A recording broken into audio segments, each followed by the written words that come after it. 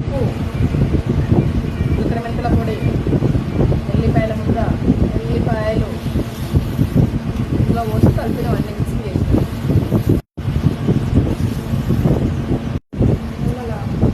ఎండుమిర్చి, జీలకర్ర, కొన్ని ఆవాలు పోగుతూ, ఉల్లిపాయల ముద్ద కొంచెం, ఉల్లిపాయలు ఇవన్నీ పోపు చేసాం.